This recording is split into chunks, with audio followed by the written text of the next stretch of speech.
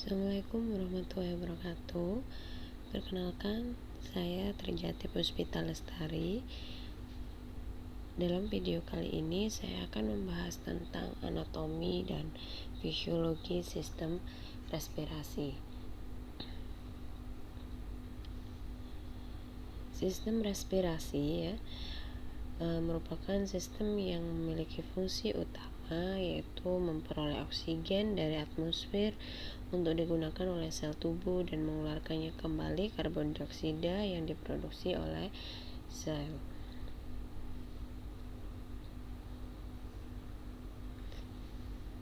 Fungsi dari sistem respirasi yaitu mengambil oksigen yang kemudian dibawa oleh darah ke seluruh tubuh untuk mengadakan metabolisme.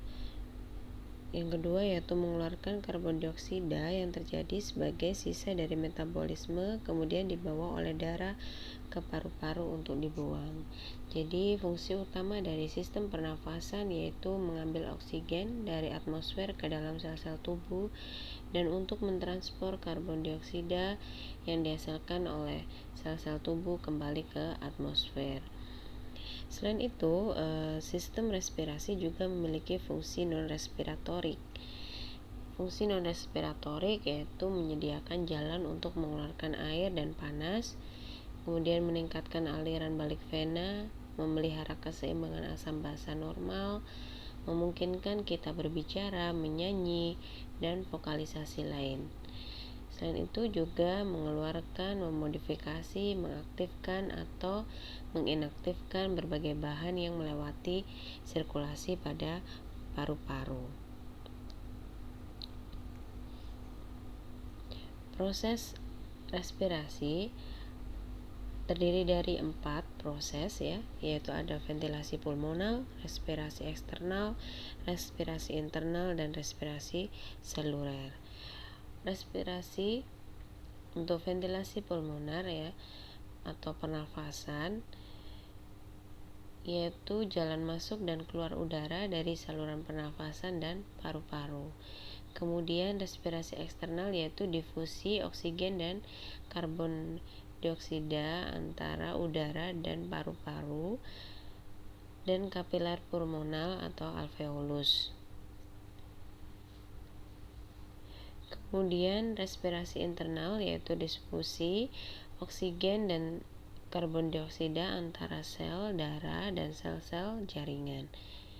Dan yang terakhir yaitu respirasi seluler, yaitu penggunaan oksigen oleh sel-sel tubuh untuk produksi energi dan pelepasan produk oksidasi karbon dioksida dan H2O air oleh sel-sel tubuh. Struktur dari sistem respirasi sendiri terdiri dari struktur utama dan juga struktur pelengkap. Untuk struktur utama dibagi saluran pernafasan atas dan saluran pernafasan bawah serta paru-paru. Kemudian untuk struktur pelengkap yaitu ada otot pernafasan dan juga ada pleura. Saluran pernafasan secara anatomi, pada saluran pernafasan bagian atas terdiri dari hidung, kemudian sinus paranasal, nasal cavity, faring, dan laring. Sedangkan pada saluran pernafasan bawah terdiri dari trakea, bronkus, bronkiolus, dan juga alveoli. Saluran pernafasan secara fungsional dibagi menjadi 2, yaitu fungsional secara konduksi dan juga fungsional respirasi. Fungsional konduksi di sini yaitu zona konduksi terdiri dari ada hidung, faring, laring trakea, kemudian bronkus, bronkiolus hingga bronkiolus terminalis Jadi zona konduksi di sini yaitu berperan sebagai saluran tempat lewatnya udara pernafasan serta membersihkan, melembabkan, dan menyamakan suhu udara pernafasan dengan suhu tubuh. Selain itu juga pada zona konduksi di sini terjadi proses pembentukan suara. Sedangkan zona respiratorik ya, atau fungsional secara respiratorik, terdiri dari bronchiolus ya. Jadi bronchiolus respiratorius, kemudian ductus alveolaris, saccus alveolaris hingga alveoli. Di dalam zona respiratorik di sini terjadi pertukaran gas antara udara dan darah terjadi dalam alveoli. Jadi itu merupakan saluran pernafasan ya secara fungsionalnya. Jadi dibagi menjadi dua, ada konduksi dan juga respiratorik.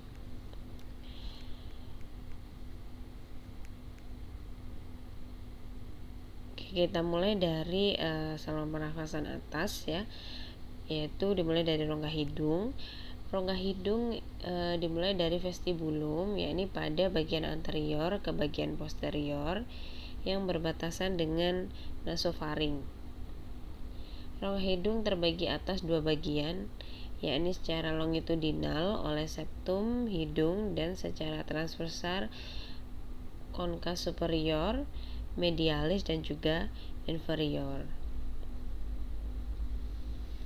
Hidung sendiri tersusun dari tulang rawan, hialin ya, dan jaringan fibroareolar. Kulit bagian dalam hidung mengandung rambut-rambut halus, fabriceas. Bagian dalam rongga nasal dilapisi oleh membran mukosa bersilia atau epitelium respiratorik ya. Jadi vestibulum yang dilapisi oleh sel submukosa ini dia sebagai proteksi ya di dalam rongga hidung. Kemudian rambut di dalam rongga hidung yang berperan sebagai penapis udara. Kemudian juga ada struktur konka ya yang berfungsi sebagai proteksi terhadap udara luar karena strukturnya berlapis. Selanjutnya yaitu ada sel silia ya. Ini yang berperan melemparkan benda asing keluar dalam usaha untuk membersihkan jalan nafas. Fungsi rongga hidung sendiri ya, ada fungsi secara preventif, fungsi lubrikasi dan fungsi pemanasan dan pendinginan udara. Fungsi preventif di sini tadi bulu hidung ya, atau juga silia tadi ya, dimana dia sebagai penyaring debu atau yang melemparkan benda asing ya, sehingga udara ya atau oksigen yang masuk ini sudah tersaring oleh bulu hidung atau sel silia tadi ya. Kemudian silia yang menyaring partikel benda asing ditangkap di konka superior. Hanya udara berpartikel 4-6 mikron yang bisa masuk ke bawah ya. Kemudian fungsi lubrikasi yaitu jalan napas ya menjadi tidak kering karena adanya fungsi lubrikasi ini ya. Ini fungsi dari kelenjar submukosa dan sel goblet ya. Jadi dia yang menjaga kelembapan itu tadi. Kemudian ada fungsi pemanas dan fungsi pendingin udara karena kayaknya vaskularisasi di dalam rongga hidung ya, kayaknya vaskularisasi ini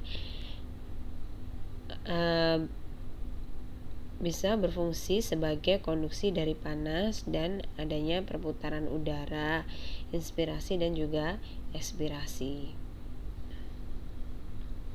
Selanjutnya yaitu bagian faring ya. Bagian faring ini merupakan tabung muskular ya, berukuran kurang lebih 12,5 cm ya, yang merentang dari bagian dasar tulang tengkorak sampai esofagus.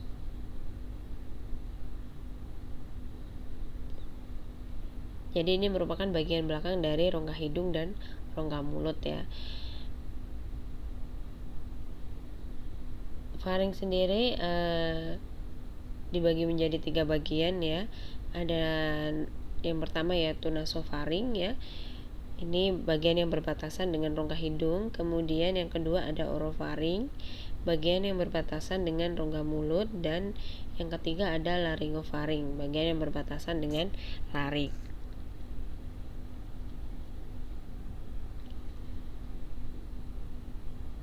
Kemudian juga faring ini merupakan bagian di mana pemisahan antara makanan dan udara terjadi.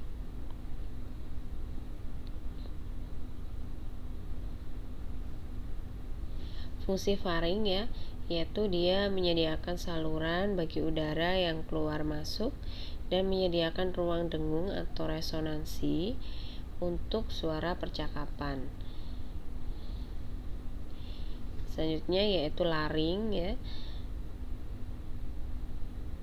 Laring ini merupakan tabung pendek yang dikelilingi oleh tulang lawan atau kartilago ya, dan terletak di antara faring dan trakea. Jadi letaknya di antara faring dan trakea. Kemudian epiglotis ya, ada epiglotis dalam laring ini merupakan kartilago ya, yang terletak di ujung bagian pangkal laring.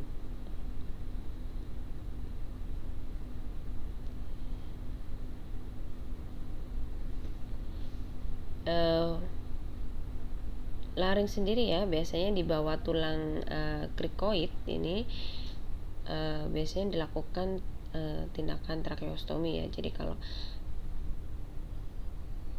pasien ya dengan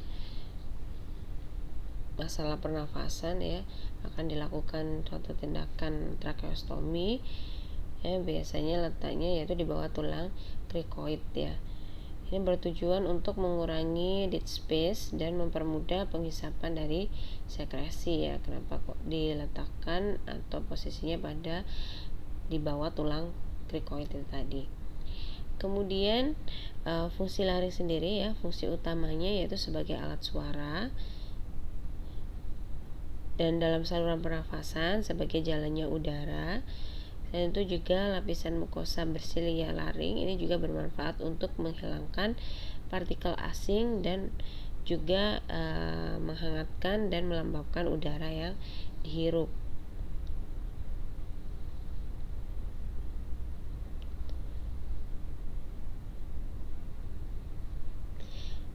Kemudian juga fungsi laring yaitu sebagai penghalang atau epiglotis ya, dimana pada saat makanan ya, bagian belakang lidah yang bergabung ke puncak laring ini mendorong ke atas, memaksa epiglotis ini untuk menutup glotis ya, mencegah makanan atau benda asing ini masuk ke laring ya. Jadi maksudnya di sini ya, penghalang atau epiglotis itu ya tadi yaitu dimana kan sudah disebutkan tadi, yaitu dia sebagai pemisah antara makanan dan udara ya. Jadi pada saat makan, bagian belakang lidah ini akan mendorong ke atas ya, sehingga epiglotis ini akan menutup glotis ya, sehingga makanan yang masuk ini tidak akan masuk ke laring ya. Jadi terpisah antara makanan dan udara itu tadi. Kemudian trakea ya. Trakea sendiri yaitu merupakan suatu tabung dengan panjang kurang lebih 10-20 cm dan diameternya 2,5 cm dan terletak di atas permukaan anterior esofagus ya.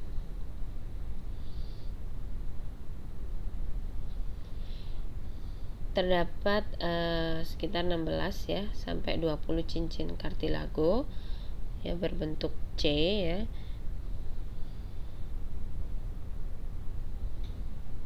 Sebagai penyusun trakea dan dihubungkan oleh jaringan ikat dan otot ya. Ini memungkinkan untuk ekspansi ya. Jadi 20 lapis ya, atau 16 sampai 20 lapis kartilago yang terbentuk huruf C dan berakhir ketika bercabang dua karina ya.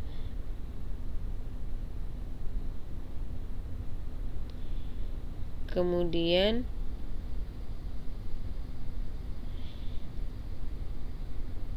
bagian yang tidak berkartilago ini disebut trakea membranosa, berada di posterior ya.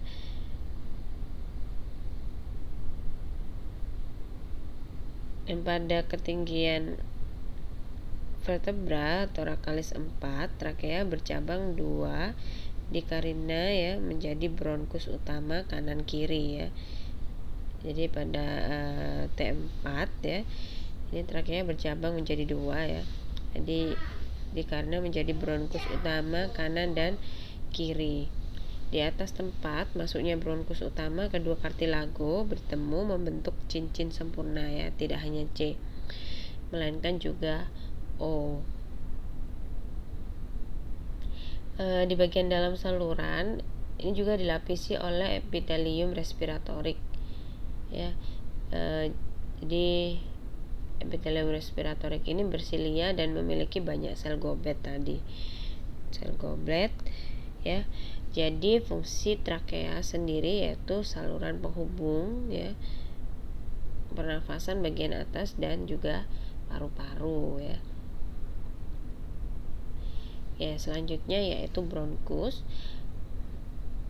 Bronkus sendiri merupakan suatu percabangan dari trakea sebelum masuk ke mediastinum ya, disebut bifurkasi dan sudut tajam yang dibentuk oleh percabangan. Ya, ini disebut karina tadi ya. Karina ini membentuk sudut 20 hingga 30 derajat pada bronkus kiri ya, dan 45 sampai 55 derajat pada bronkus kanan ya. Jadi sebelum percabangan itu ada karina ya, untuk karina sebelah kanan ya, ini membentuk sudut 20 sampai 30, sebelah kiri 45 sampai 55. Bronkus utama kanan ini mempunyai 3 percabangan lagi, yaitu ada superior, medialis dan juga inferior. Dan bronkus utama kiri ini mempunyai 2 percabangan, yaitu ada bronkus lobaris, superior dan inferior. Bronkus segmental ini merupakan percabangan dari bronkus lobaris ya.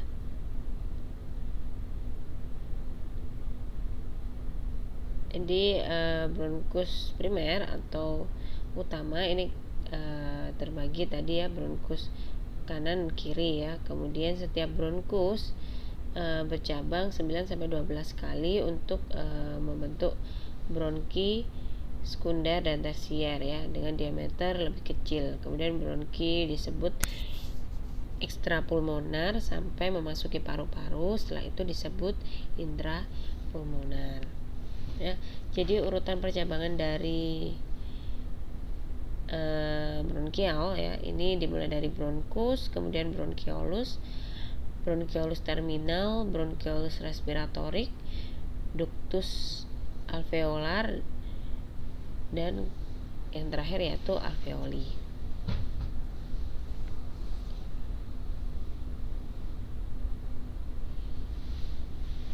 Sifat anatomik dari bronkus ya.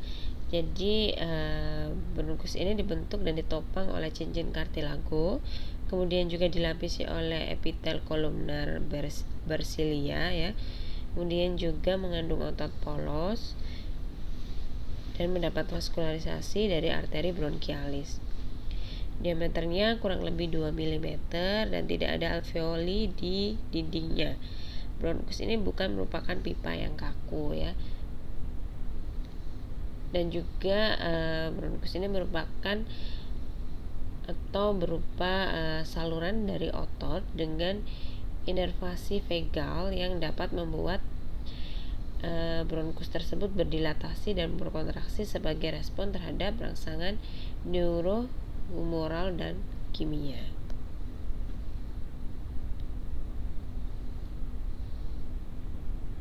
Kemudian bronkiolus ya, ini merupakan saluran nafas yang tidak berkartilago ya.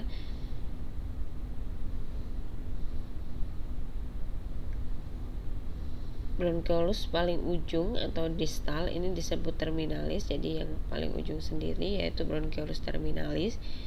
3-5 bronkiolus terminalis ini akan membentuk asinus ya.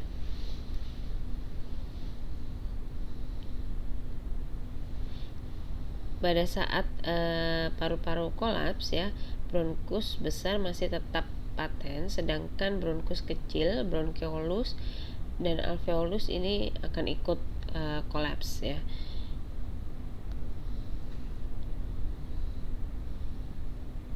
Fungsi dari bronkiolus ya, secara fungsional ini dibagi menjadi dua, ada bronkiolus respiratorius dan bronkiolus non respiratorius. Jadi kalau non berarti di mana tidak terjadi pertukaran gas ya, sedangkan kalau respiratorius di mana terjadi pertukaran gas bersama dengan ductus alveolaris dan saccus alveolaris ya. Paru-paru ya, di sini paru-paru dia terletak dalam rongga torak ya. Jadi paru-paru kanan terdiri atas 3 lobus dengan 10 segmen, sedangkan paru-paru kiri terdiri atas 2 lobus dengan 8 segmen ya. Jadi kalau paru-paru kanan ada upper ya, middle dan juga lower ya. Jadi ada 10 segmen, dimulai dari segmen apikal, anterior, posterior ini pada lobus atas ya. Kemudian pada lobus tengah yaitu ada segmen lateral dan medial, sedangkan pada lobus bawah ya ada segmen superior, segmen medial basal, anterior basal, lateral basal, posterior basal.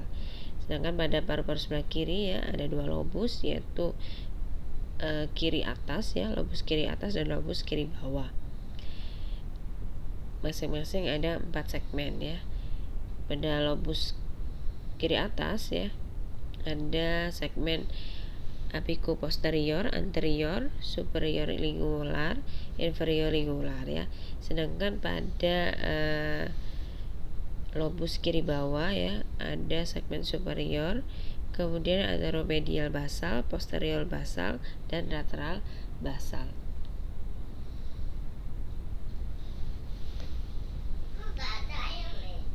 Mediastinum ini merupakan suatu ruang di dalam rongga dada antara kedua paru-paru ya. Selain itu juga ada pleura ya. Pleura ini merupakan membran penutup yang membungkus setiap paru-paru ya. Pleura sendiri ini dibagi ya menjadi pleura parietalis ya, ini yang melapisi rongga torak, kemudian ada pleura visceralis yang melapisi paru dan bersambung dengan pleura parietal. Kemudian juga ada rongga pleura ya, ruang antara pleura parietal dan visceral. Ini berisi cairan pelumas. Fungsi dari paru-paru sendiri yaitu sebagai tempat pertukaran oksigen dan karbon dioksida ya. Selanjutnya yaitu alveolus ya. Alveolus ini berada di ujung percabangan bronkus yang disebut alveolar cells atau alveolar ductus ya. Setiap alveolus dikelilingi oleh pembuluh kapiler ya. Ini sebagai tempat terjadinya dari difusi gas ya. Terdapat sekitar 300 juta alveolus di paru-paru ya, dengan diameter kurang lebih 0,3 mm ya. Jadi struktur gelembung alveoli ini ya, 300 juta gelembung alveoli ini cenderung tidak stabil ya. Adanya tegangan muka cairan yang melapisi alveoli ini menyebabkan gelembung cenderung menjadi kolaps. Namun berkat adanya surfaktan ya yang menurunkan tegangan, maka cairan di dinding alveoli menyebabkan gelembung tersebut tidak mudah kolaps tapi mengembang dan stabil ya.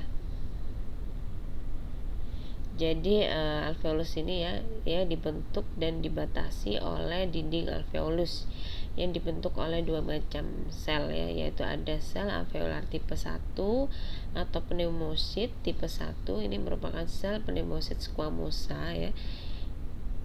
Jadi pertukaran gas menembus dinding pneumosit tipe 1 ini. Kemudian yaitu sel alveolar tipe 2 yaitu pneumosit tipe 2. Disebut juga granular pneumosit ya. Tugas pneumosit tipe 2 ini yaitu menghasilkan surfaktan ya. Jadi untuk yang pertama yaitu dia di mana pertukaran gas menembus dinding pneumosit tipe 1, kemudian yang kedua yaitu menghasilkan surfaktan, di mana surfaktan tadi ya dia mampu menurunkan tegangan muka cairan di dinding alveoli sehingga menyebabkan gelembung tadi mengembang dan tetap stabil ya, jadi tidak mudah kolaps.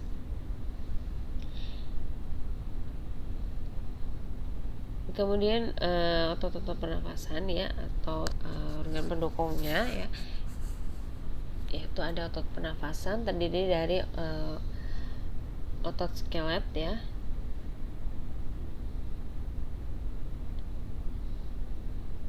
jadi ada otot-otot untuk inspirasi dan juga ekspirasi ya. Jadi ada sternocleidomastoid muscle ya, kemudian ada scalenon muscle ya, ada pectoralis minor muscle, ada serratus anterior muscle ya. Ini untuk aksesoris muscle dari ketika inspirasi ya.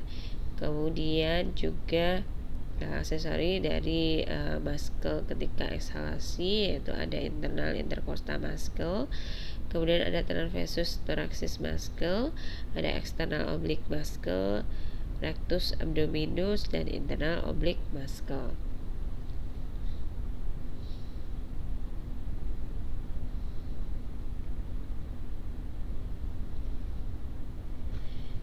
Kemudian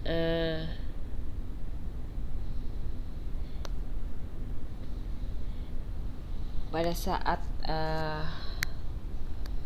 nafas biasa ya, jadi ketika inspirasi, otot inspirasi utama ya yang bekerja yaitu ada otot intercostalis interna ya, kemudian juga ada diafragma.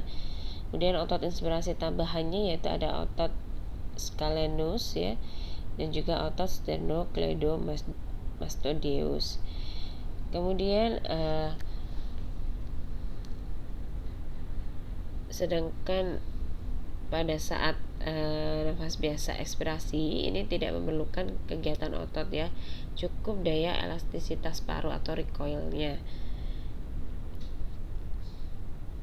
Namun juga ada otot ekspirasi tambahan ya yang juga bekerja, yaitu ada musculus intercostalis interna, musculus obliquus externa, dan musculus rectus abdominis ya. Inspirasi ini memerlukan usaha yang aktif ya, sehingga membutuhkan otot pernafasan ya. Otot inspirasi ya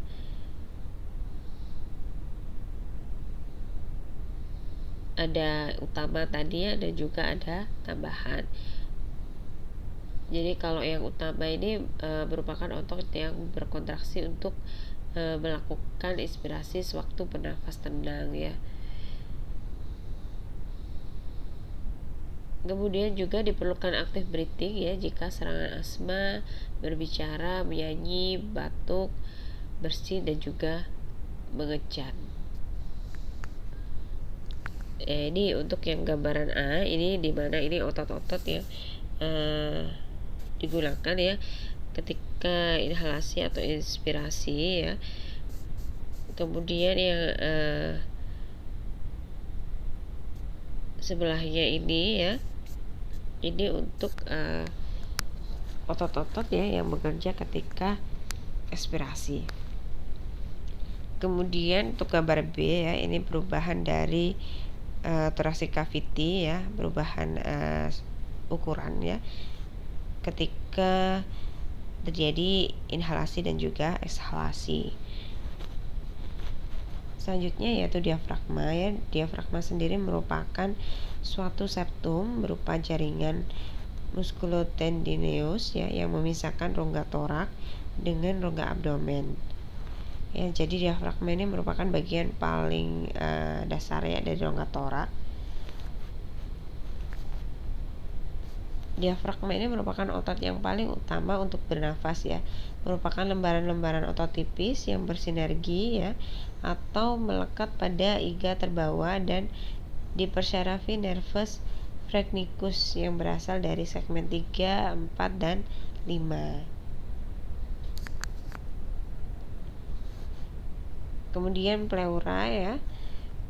Pleura tadi sudah saya bahas di organ paru tadi ya. Jadi pleura ini dibentuk oleh jaringan yang berasal dari mesodermal ya. Jadi dalam pleura ini dibagi menjadi dua, ada pleura visceralis, parietalis ya. Jadi kalau yang visceralis tadi melapisi paru, sedangkan parietalis ini dia yang melapisi dinding hemitorak ya. Selain itu juga ada rongga pleura ya, di mana rongga pleura di antara pleura visceralis dan parietalis ya. Di antara pleura ini kan terdapat rongga pleura tadi ya. Pada keadaan normal ini berisi cairan pleura dalam jumlah sedikit ya, kurang lebih 0,1 sampai 0,2 mili per kilogram berat badan, yang berfungsi untuk memisahkan kedua pleura supaya tidak lengket. Selanjutnya yaitu vaskularisasi ya. Vaskularisasi ini merupakan sistem pembuluh darah ya, terdiri dari dua bagian ya, ada arteri pulmonalis dan juga arteri bronchialis ya. Jadi arteri pulmonalis yang keluar dari ventrikel kanan berfungsi dalam sistem respirasi, dan juga arteri bronchialis ini yang berperan dalam menyediakan bahan makanan dan yang dibutuhkan oleh paru-paru. Mekanisme pernafasan atau ventilasi benar ya. Di depan tadi sudah saya bahas sedikit. Di sini mungkin saya perjelas bahwa pernafasan sendiri merupakan proses inspirasi ya atau inhalasi udara ke dalam paru-paru, dan ekspirasi atau ekshalasi udara dari paru-paru ke lingkungan luar tubuh. Kemudian tekanan intrapulmonar ya atau intraalveolar adalah merupakan tekanan di dalam alveoli, sedangkan intrapleural adalah tekanan di dalam rongga pleura. Kemudian tekanan intrapleural selalu negatif ya terhadap tekanan intrapulmonar dan tekanan atmosfer. Sebelum inspirasi dimulai ya, tekanan atmosfer kurang lebih 760 mg Rxa, ini sama dengan tekanan intrapulmonar. Selanjutnya yaitu inspirasi ya. Ini otot-otot inspirasi memperbesar rongga torak dan meningkatkan volumenya ya. Jadi inspirasi ini membutuhkan kontraksi otot dan juga energi. Mulai dari diafragma ya, relaksasi akan berbentuk seperti kuba ya, sedangkan kalau kontraksi dia memipi memperbesar rongga torak ke arah inferior. Kemudian untuk otot interkostae eksternal ini dia akan mengangkat iga ke atas dan ke depan saat berkontraksi, kemudian memperbesar rongga torak ke arah anterior dan superior. Kemudian volume meningkat ya, sehingga tekanan intrapulmonar ini turun ya. Kemudian udara masuk ke paru-paru sampai tekanan intrapulmonar dan tekanan atmosfernya sama. Kemudian aspirasi ya, itu merupakan ini ya, otot-otot ekspirasi ini dia akan menurunkan volume rongga torak ya. Ini pernafasan tenang ya. Inspirasi dipengaruhi oleh relaksasi otot dan disebut juga proses pasif ya. Jadi terjadi begitu otot-otot inspirasi berelaksasi dan paru-paru kembali ke semula. Bila tekanan intrapulmonar melebihi tekanan atmosfer, udara keluar dari paru-paru. Jadi ini proses untuk ekspirasi ya gambarannya. Kemudian pernafasan dalam ya, otot interkostal ini interkostal internal ini menarik kerangka iga ke bawah dan otot abdomen akan berkontraksi sehingga mendorong isi abdomen menekan diafragma. Selanjutnya yaitu faktor fisik yang mempengaruhi ventilasi pulmoner ya. Ada 3 faktor, yaitu ada friksi pada jalan udara, tegangan permukaan cairan alveolar, dan juga lung compliance ya. Ada kemudian paru-paru untuk mengembang ya. Friksi pada jalan udara ini akan menyebabkan resistensi ya, yang mengurangi lewatnya udara dan membuat gerakan pernafasan menjadi lebih sulit. Hambatan terbesar terhadap aliran udara terjadi pada bronkus ya, berukuran sedang.